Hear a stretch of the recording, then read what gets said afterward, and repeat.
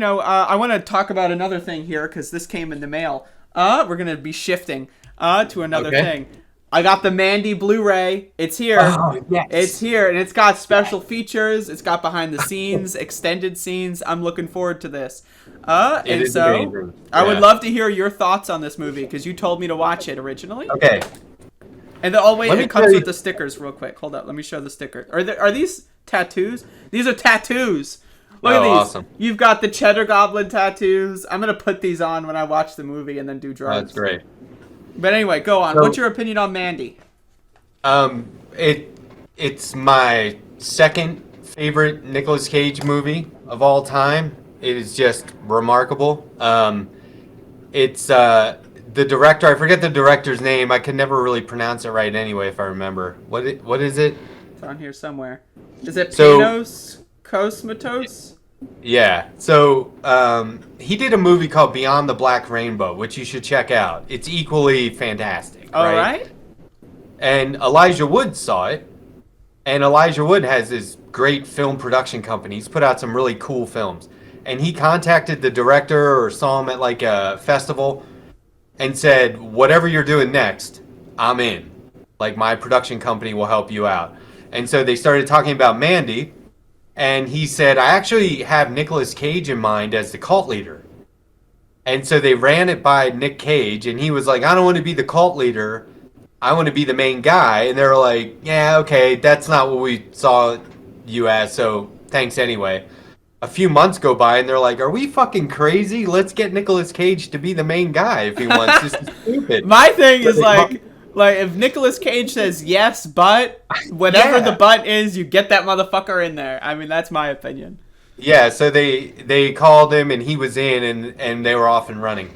And so then when I saw the movie, a friend of my best friend, who's also like a huge Nicolas Cage fan, he called me and said, "Get the movie, drop everything, turn off the lights, crank up the sound, and buckle up," right? And I knew, because I had seen Beyond the Black Rainbow, I knew that this was going to be a movie that challenges the viewer. So it starts off sort of slow. There's some long scenes that are kind of quiet, and I don't mind that, but I knew that it was going to ramp up. And Right. so Yep.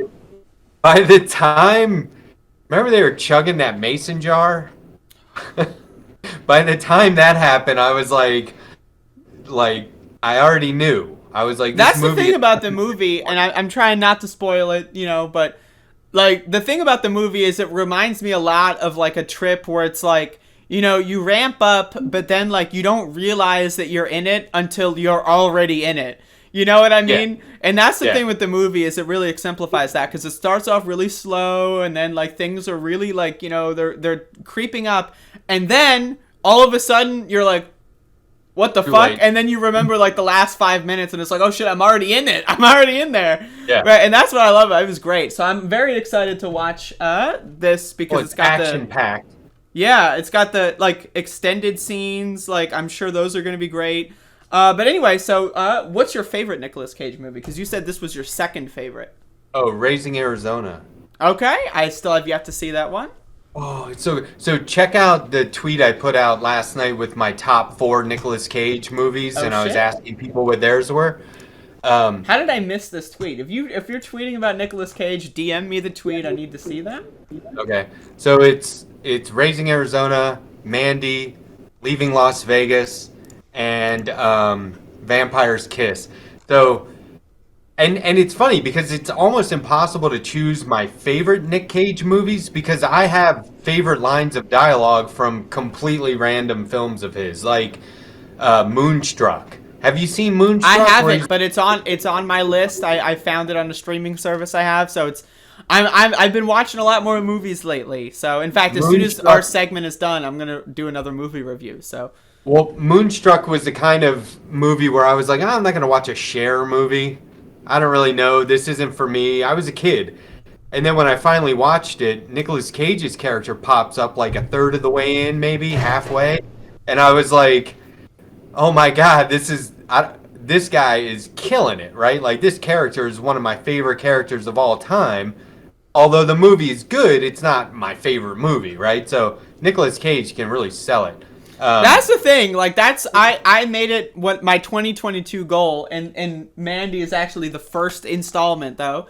Is I want to have every movie Nicolas Cage has ever been in on physical media, and I want to look at it on a shelf, and then like I want to have them in chronological order from this very first one to this like last one when he's on his deathbed and dies, right? Like every movie, even if the movie is bad, even if he's only in a couple scenes or whatever, it makes it so fun. He's just so fun. Oh, that's what my friend and I always say is the worse the movie is, the better the Nicolas Cage movie will be. Exactly. Right? Like, he makes the worst movies the best movies to watch. That's why like Between Worlds shouldn't be a good movie, but because he's in it, it rules. So he's got one coming out.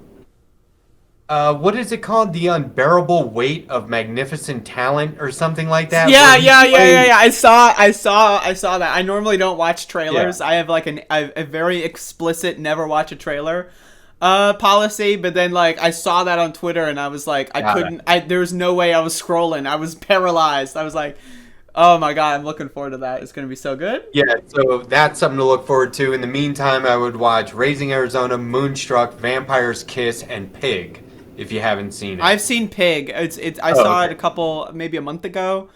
It's a good movie. I might watch it again just so I can do a review of it, because it can be fresh. But I really enjoyed it. Yeah, it's crazy. And the special features for that show him learning how to cook, like in restaurant kitchens. Like Nicolas Cage, like as an actor, so that was fun to watch too. It's like my favorite cooking show that doesn't exist. Have you seen the I think it's on a Netflix show called like The History of Swear Words? Oh yeah. Yep, that was really fun to watch too. Man, that's what I'm saying. Is you can have the worst idea, and as long as he's in it, like what's the guy's name? Andy Samberg on SNL who did the Nicolas Cage impressions. I've never seen it. Okay, well, there's one where Nicolas Cage it was like a Weekend Update installment, and there's one where he's doing his impression, and Nicolas Cage is there. Okay. And they're dressed the same, and and it's like, you can just see Nicolas Cage sits down on live TV, still kills it. No matter what, he doesn't mess up, and if he does mess up, it's going to be great. So I saw him live one time. Whoa. It was incredible. Like, I'm at San Diego Comic-Con. It was on the last day, and I was burnt out of 3 days of hustling, showing my portfolio, and trying to meet with editors. And then on the last day, I'm just kind of sitting in this like staging area where they line you up indoors before they let you in. And Nicolas Cage comes walking through this. It's like a huge room, right? It's like being inside of a stadium. And here comes Nicolas Cage with this long stride. It's like what celebrities do when they walk in public is they walk really fast, but not in a way that's like, why is that guy in a hurry? They just have a long stride. Sure. I've seen this a few times, but he was walking through with his son, and I was like, hey, that's Nicolas Cage, and then he was gone.